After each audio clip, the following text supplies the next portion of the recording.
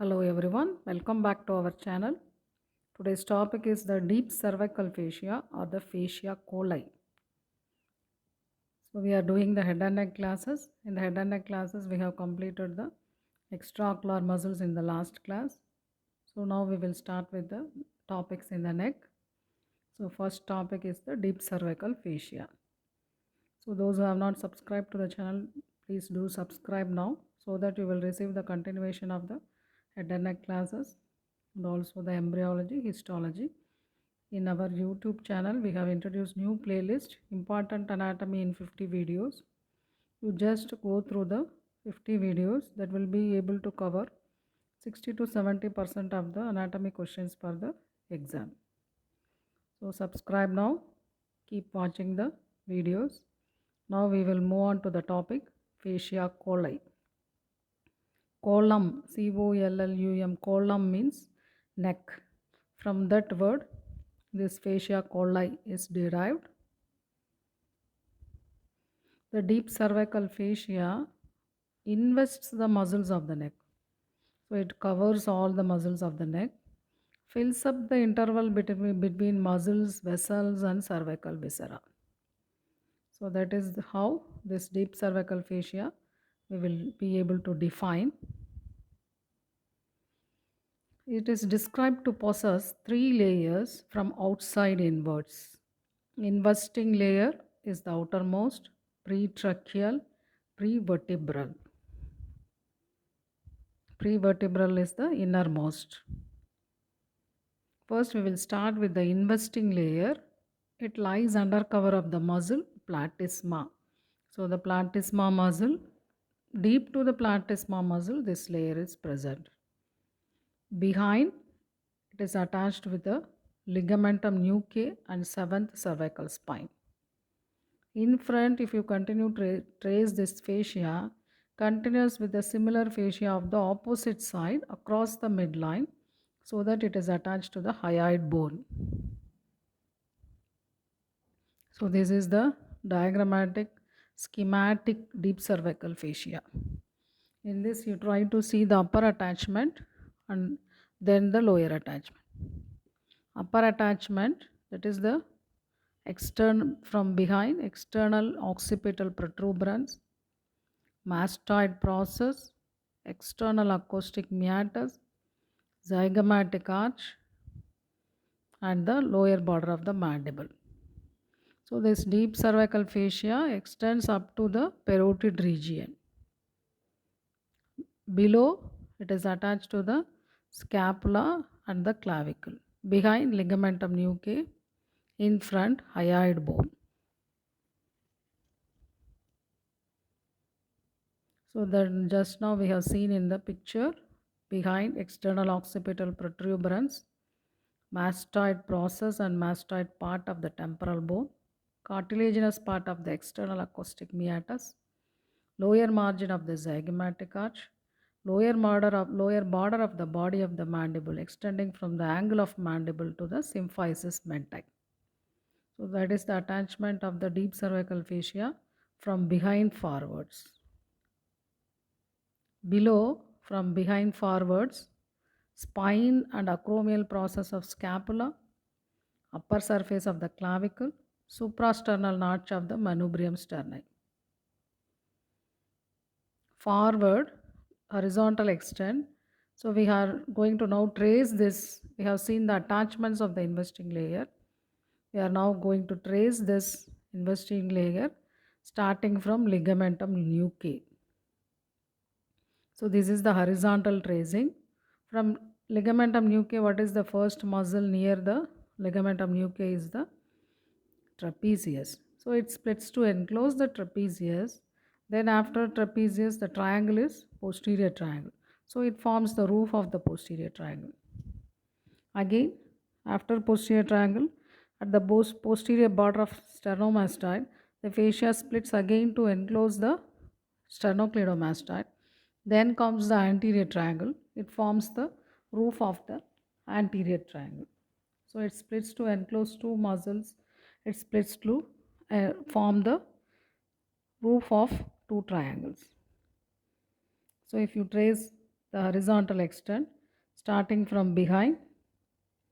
First muscle is splitting to enclose the first muscle, trapezius, then forms the roof of posterior triangle, then splits to enclose the sternocleidomastoid, then forms the roof of anterior triangle.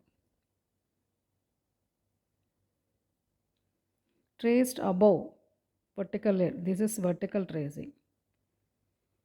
It splits to enclose two glands, submandibular and the parotid glands. First we will see the reflection over the submandibular gland. At the lower border of submandibular gland, the fascia splits into superficial and deep layers. Superficial layer is attached to the lower border of the body of the mandible after covering the lower surface of the gland. So in this picture you can see at the lower border of the submandibular gland, superficial layer and deep layer. Superficial layer is attached to the lower border of the body of the mandible. Deep layer is attached to the mylohyoid line of the mandible after covering the medial surface of the gland. So two surfaces, inferior surface and medial surface. So this is the diagram for the investing layer of deep cervical fascia over the submandibular gland. Reflection over the parotid gland. So in the parotid gland you should have learnt the true capsule and the false capsule. False capsule is formed by the parotid gland, formed by the investing layer. At the lower pole of the parotid gland, it splits into superficial and deep layer. Superficial layer, you can see, it is attached to the lower margin of the zygomatic arch. This fascia is thick, blends with the epimysium of the masseter to form the strong parotidomesenteric fascia. The deep layer is loose, attached to the tympanic plate and styloid process of temporal bone. The part attached to the styloid process is thickened to form the stylomandibular ligament. So we have seen the reflections over two glands, parotid gland and the submandibular salivary gland in the vertical tracing. Traced below, the deep cervical fascia splits to enclose two spaces, suprasternal space or space of Burns, BURNS. It is a short notes. In the picture you can see that blue color, that is the space. It's a triangular space above the manubrium sterni where the investing fascia splits into superficial and deep layers. They are attached to the suprasternal notch, anterior and the posterior borders of the suprasternal notch. Contents of this space, so that is the origin, sternal head of sternocleidomastoid, jugular venous arch, that venous arch connects the anterior jugular veins, interclavicular lymph ligament and sometimes the lymph node. So supraclavicular space, suprasternal space we have seen. Now we will see the supraclavicular space. Above the middle third of the clavicle, this space is situated. Investing fascia splits into two layers, anterior and posterior layers, which are attached to the upper surface of the clavicle. This space contains the terminal part of the external jugular vein and supraclavicular nerves before it becomes cutaneous. So we have covered the two spaces, suprasternal and supraclavicular space. So when this supraclavicular space is formed, so that's how this omohyoid fascia is also formed. So you can see the supraclavicular space diagram. So this layer, deep layer, splits to enclose the omohyoid. That's how this omohyoid fascia is formed. Some authors are of opinion it is derived from the clavipectoral fascia.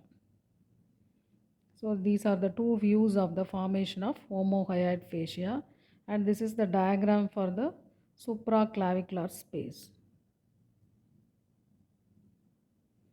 So we have finished the investing layer. Investing layer, interestingly, it all forms two numbers. It splits to enclose two muscles, sternocleidomastoid and trapezius. It forms a roof of two triangles, anterior triangle and posterior triangle. It splits to enclose two glands, parotid gland and submandibular salivary gland. It splits to enclose two spaces, suprasternal and the supraclavicular space. It gives two extensions. The two extensions are the pretracheal fascia and the prevertebral fascia. So this red color. So now we are seeing investing layer is outer, we have seen. Next layer is this pretracheal fascia in front of the trachea. This is derived from investing layer only. So it is arising from the fascia undercover of the sternocleidomastoid. So horizontal extent you can see. So in the diagram only that part is shown from dotted lines. Medially forms the anterior wall of the carotid sheath. Then splits to enclose two layers to enclose the thyroid gland. Then passes in front of the trachea to be continuous with the similar layers of the opposite fascia across the midline. So it is the horizontal extent forming anterior wall of carotid sheath, then enclosing the thyroid gland and passes in front of trachea. Traced above, this is important.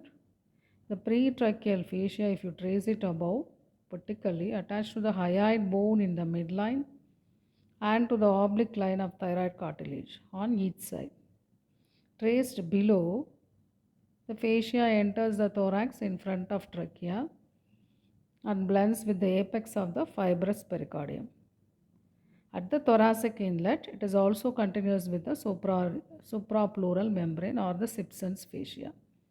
Because of this pretracheal fascia attachment only, thyroid gland moves up and down with deglutition. Now this is the prevertebral fascia. So only in front of vertebra. So this also arises from the fascia beneath the sternomastoid. It will form the posterior wall of carotid sheath, covers the cervical vertebra and prevertebral muscles, and is continuous with the similar fascia of the opposite side. It gives off a facial process in front of scalenus anterior medius levator scapulae. This part of the fascia forms the floor of posterior triangle. So the part of prevertebral fascia is forming the floor of posterior triangle. So this is that given by pink color is the prevertebral fascia. So it from arising from the sternocleidomastoid forms the posterior wall of carotid sheath and also sends a slip in front of the scalene muscles. Axillary sheath. In the interval between this scalenus anterior and medius muscles, the prevertebral fascia forms a tubular investment of the axillary or the axillary sheath around the cords of brachial plexus and subclavian artery on their way through the axilla, apex of the axilla. Subclavian vein lies outside the axillary sheath for the expansion of the vein. So the axillary sheath is derived from prevertebral fascia. Carotid sheath will be formed from pretracheal and prevertebral layers. So prevertebral fascia, vertical extent, it is attached above to the bones of the skull. Pink color is representing prevertebral fascia. Splits to enclose two layers. Anterior layer known as the alar fascia blends with the buccopharyngeal fascia. Posterior layer enters the thorax and blends with the anterior longitudinal ligament of the upper three thoracic vertebra. So these are the two layers of the prevertebral fascia. Anterior layer is called as alar fascia. So this is the prevertebral fascia. Only anterior layer will be called as alar fascia. Prevertebral and alar fascia. Prevertebral, alar and the pretracheal fascia. Pretracheal, prevertebral, alar and suprasternal space. So all the above fascia are covered by the investing layer of deep cervical fascia. So we have completed this interesting topic, but it is a slightly difficult topic. I have covered with so many pictures. I think you should have understood this topic. We will continue with the part of the deep cervical fascia, carotid sheath, and spaces in the fascia in the next class. Those who are not subscribed to the channel, please do subscribe now and keep watching the continuation of the classes.